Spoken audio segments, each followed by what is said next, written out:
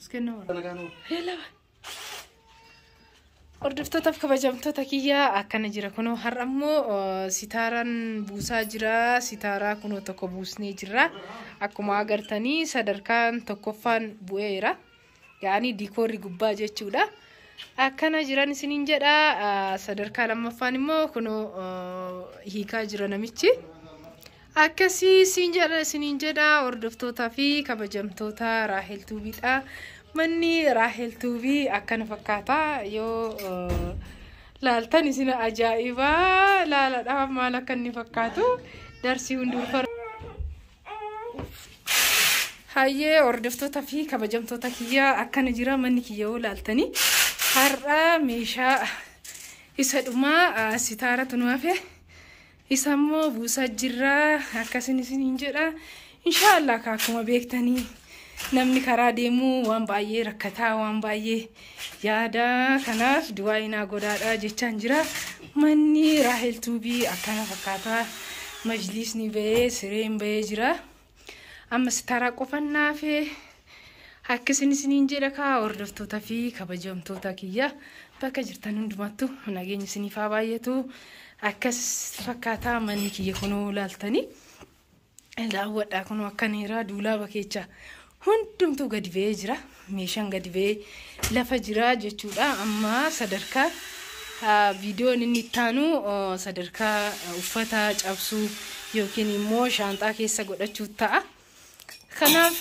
asumaan ka du'aayin keessan na bira fagaatiin jecha haalli ani irra jiru kanuma fakkaata akkasumatti kaawwal hordofaa yookiin immoo du'aayii walii gochaa deemnaa jechuudha kun sabaafis dugdatti baadhetanan viidiyoo isinii waraabaa jira jechuudha sabaafis yeroo nani viidiyoo waraabu lafa taa'uu hin danda'u akkasin isiniin jedha ka hordoftoota fi kabajamtoota Raahel Tuubii wanti isinirraa eeggamu du'aayinaa gochuudha du'aayii keechan immoo inirraa fatiinaa inshallah rabbi biyya kiyyatti nagaannaa galchu wanni hafee waan meeshaa sisirreessu yookiin immoo amma karaa wantoota adda addaa alarraa fiduu maal kun qixxeetti galee jira kanaaf ka hordoftoonni fi kabajamtoonni Raahel Tuubii akkana fakkaata manni Raahel Tuubiinis akkana fakkaatti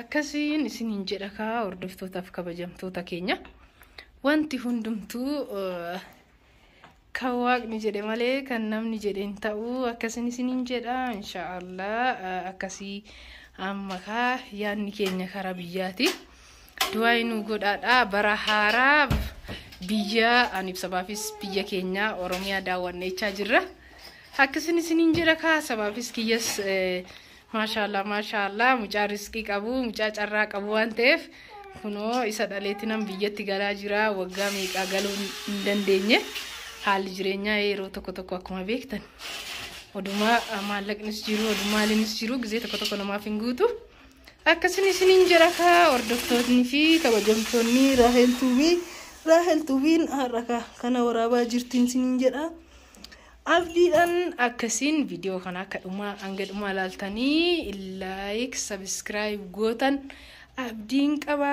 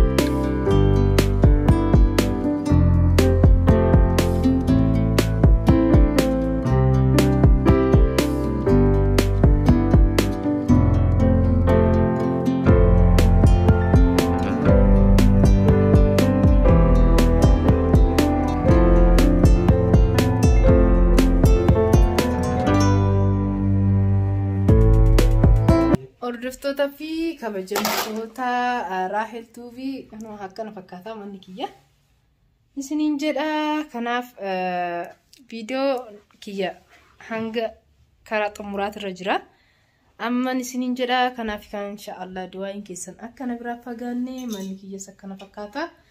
Yeroo biraatiin viidiyoo biraatiin walitti deebina. Amma viidiyooleen ani waraabee akkana fakkaatu isiniin jedha. Kanaaf du'aan keessan na biraa fagaatini inshallah viidiyoo biraatiin haala gaariidhaan yookiin immoo hanga dhaqnee maatii kiyya bira geenyutti biyya kiyya ga'utti walumaan jiran isiniin jedha. Kanaaf asumaan ka like gochuu hin irraanfatina. Like subscribe warri subscribing godhin subscribe godhaan isiniin jedha. Kana fakkaata haalliin ani irra jiru yookiin immoo sagantaan kiyyaa jechuudha. Haalli kiyyaan amma kana fakkaata. Manni kiyyas kunoo akkana fakkaata. Manni kiyyaa akkasitti bareedu sun kunoo akkaatti irraa meeshaaleen gadi bu'anii maal jedhanii duwwaa jira. Akkanan isiniin jedha hordoftoota fi kabajamtoota Raahel TV. Raahel kunoo har'a akkanatti mana keessa deemtee meeshaa buustii maal jetti. Ani mashquula sa'aatii kanatti agartanii mucaan kiyya si hojiis dalagaa sin dhaabne dalagaan kiyya dalagaan jira guddee muraaf guyyaa sadimna yoonaafuun dhaaban jedhe. Akkasin isiniin jedha dalagaa ka biyya galleenne dalagaa dhiisuu hin qabnu hanga gallutti hin dalagnaa. YouTubeis dalagaa mana arabaatis dalagaati.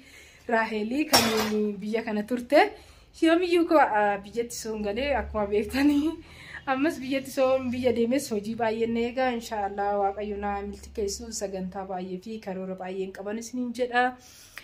Warreen Raahel TV hordoftan hundi keessanuu like subscribe fi du'aayi nan irraanfatina jecha. Viidiyoon kiyya kanarratti dhuma kunoo namichi sitaaraa kiyya naa buusus muhandisni na bira jira. Akkasin isiniin jedha meeshaaleen kun akkuma agartan viidiyoo irratti akkuma laaltan yaa'anii dhumanii jiru. Manni kiyya akkana fakkaata. Viidiyoo daawwadhaadhaan isiniin jedha kunoo kana manni kiyya amma yeroodhaaf akkana fakkaata. Viidiyoon ani isinii waraabes akkasin isiniin jedha. Kanaaf viidiyoo ittaanutti hanga walitti dhumnutti viidiyoo ittaanu fi sagantaa addaa yookiin immoo wantoota babbareedoo wantoota nama kofalchiisan wantoota nama dinqisiisan isiniif waraabaa. Kanaaf akkuma beektanii du'aan keessan na biraa hin fagaatini. Ani haala gaariidhaan gammachuu irra jira. Inshallah gammachuun kiyya kun kan fiixan ba'uunaaf haa ta'u isiniin jechaa jira. Wanni gufuunatti ta'an hundumtuyyuu karaa naa qabatanii jiruun isiniin jedha. Kophaa daa'ima biyya kanaa baasuun bakka abbaan hin jirretti baay'ee ulfaataa piroosesii baay'ee qaba isiniin jedheera. Akkasuma isa keessa darbeetiin ani har'a meeshaalee kiyya hunda gurguree mana kiyya sirreesse. Kanaaf viidiyoo taanii fi sagantaa yookiin immoo wantoota addaa yaada addaatiin hanga walitti deebinutti nagaan naa turan jedha. Bakka jirtan hundumattuu nageenyi isiniif haa baay'atu. Isiniin jaaladha. Fayyaa naa ta'a.